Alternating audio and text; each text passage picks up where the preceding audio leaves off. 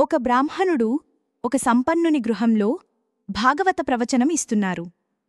అదే సమయంలో ఒక దొంగ ఇంట్లోకి ప్రవేశించి ఒక మూల దాక్కున్నాడు. భాగవతంలో కృష్ణుడు వేసుకున్న ఆభరణాల వర్ణన జరుగుతోంది. తల్లి యశోద కృష్ణుడికి ఏమి నగలు వేసి పంపించేదో చెప్తున్నారు. దొంగ చాలా ఉత్సాహంగా వింటున్నాడు. భాగవత ప్రవచనం పూర్తి అయ్యేదాకా ఉండి బాలకృష్ణుడు కనిపిస్తే నగల దొంగలిద్దాము అని అనుకున్నాడు. దానికోసం ఆ బ్రాహ్మణుడి వెంటపడ్డాడు.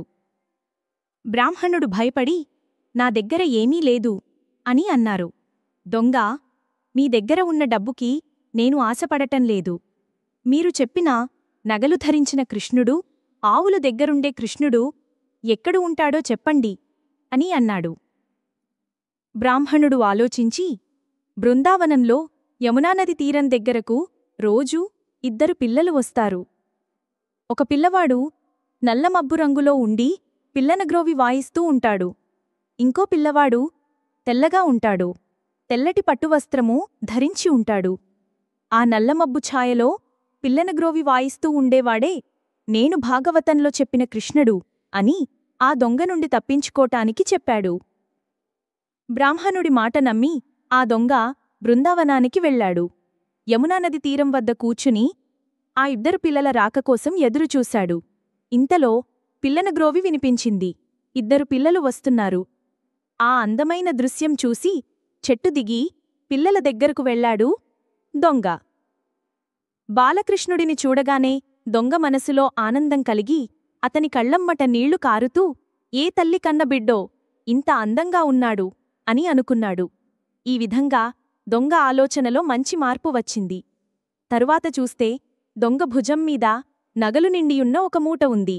అది తీసుకుని ఆ బ్రాహ్మణుడి దగ్గరికి వెళ్లి జరిగింది అంతా చెప్పాడు. ఆనంద భాష్పాలతో ఆ బ్రాహ్మణుడు కృష్ణుడిని చూసిన చోటు తనకు చూపించమని దొంగని అడిగాడు. ఇద్దరూ కలిసి ఆ చోటికి వెళ్లగానే దొంగకి కనిపించిన బాలకృష్ణుడు బ్రాహ్మణుడికి కనిపించలేదు. అప్పుడు బ్రాహ్మణుడు నిరాశతో కృష్ణుడితో, నీవు ఒక దొంగని అనుగ్రహించావు, నాకు కూడా దర్శనమివ్వవా అని బాధపడ్డాడు. అప్పుడు అపారమైన కరుణగల కృష్ణభగవానుడు ఇలా అన్నారు, నీవు భాగవత పురాణమును కేవలము ఒక కథగా చదివావు, కాని దొంగ నువ్వు చెప్పిన కథని, మాటలని మనస్ఫూర్తిగా నమ్మాడు. అపార నమ్మకం, భక్తి, శ్రద్ధ, ఓర్పు ముఖ్యం. మనము కూడా మన చిత్తములను ఆ చిత్తచోరునికి సమర్పిద్దాము.